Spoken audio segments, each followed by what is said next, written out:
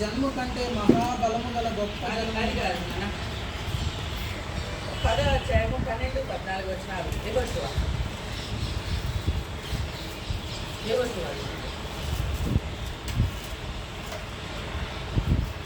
యెహోవా ఇశ్రాయేలు ఎదుట అమోరీయులను అప్పగించిన దినమున ఇశ్రాయేలు నిలుచుండగా యెహోవాకు ప్రార్థన చేసింది. సూర్యుడా నీవు గెబియోనులో నిలుపుము, చంద్రుడా నీవు అయ్యానోలులో లోయల్లో నిలువుము.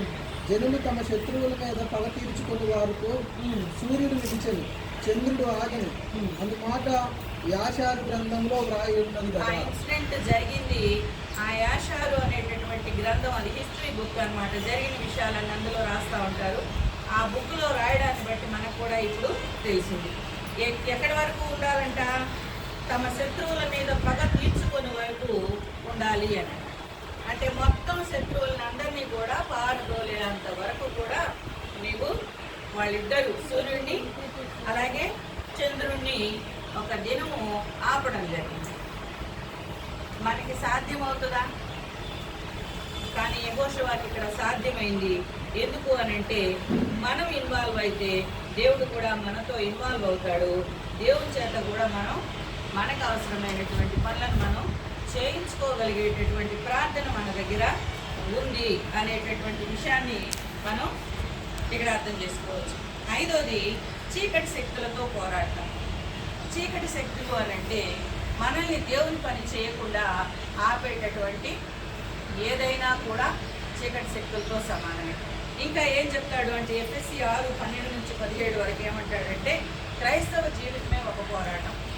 నువ్వు ఎప్పుడైతే క్రైస్తవుడిగా ముద్రించబడతావో, ఎప్పుడైతే క్రైస్తవుడిగా మన జీవితం ప్రయాణించబడతా ఉందో మొదలు పెడతామో, అక్కడి నుంచి మనకి శోధనలు ఎదురవుతా ఉంటాయి. అది కుటుంబంలో కావచ్చు, పిల్లల్లో కావచ్చు, జాబ్స్లో కావచ్చు, ఏ ప్లేస్లోనైనా ఏ ఏరియాలోనైనా కూడా మనకి వ్యతిరేకతలు వస్తాయి. అయితే ఇక్కడ మనం పోరాడేది ఎవరితో అంటే ప్రధానులతోనూ, అధికారులతోనూ, అంధకార సంబంధమగు లోకనాథులతోనూ, ఆకాశమందున్న దురాత్మల సమూహాలతో. ఇక్కడ ప్రధానులు, అధికారులు అనంటే దూతలు దేవునికి వ్యతిరేకంగా పనిచేసినప్పుడు ఆకాశం నుంచి తోయబడినటువంటి ప్రధానులు కొంతమంది ఉన్నారు. ఆ సాతాను సమూహమే ఆ ప్రధానులుగా మనకు అక్కడ చెప్పబడతా ఉంది.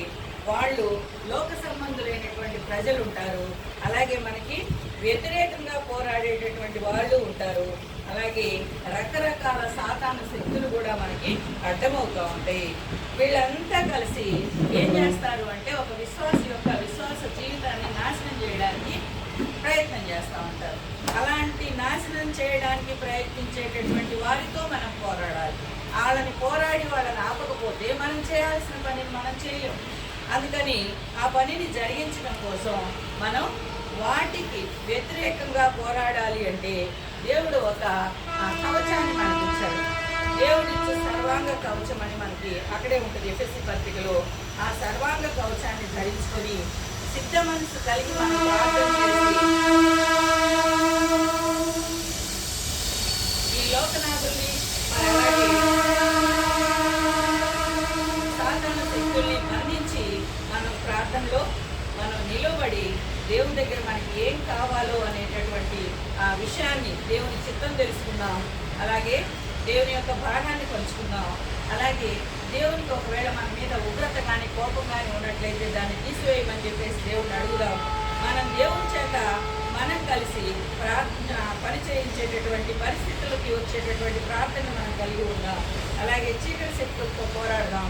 ఈ 5 అంశాలను మనం జ్ఞాపకం పెట్టుకొని మరి మన ప్రార్థనలో ఆ దేవుని సువార్తను అన్ని చోట్లకి వ్యాపింపచేసే వారిగా మనం ఉండాలని, మరి ఆయన రాజ్యంలోకి మనమే కాక మనతో పాటు అనేక మంది చేరేవాళ్ళుగా ఉండాలని మన ప్రార్థన ఈ 5 అంశాలను జ్ఞాపకం చేసుకుంటూ ఈరోజు ప్రార్థనలో మనం ముందుకెళ్ళాలని, అట్టి కృప దేవుడు మనకు కలుగజేయాలని కోరుకుంటూ ముగిస్తూ ఉన్నాను. Thank you very much.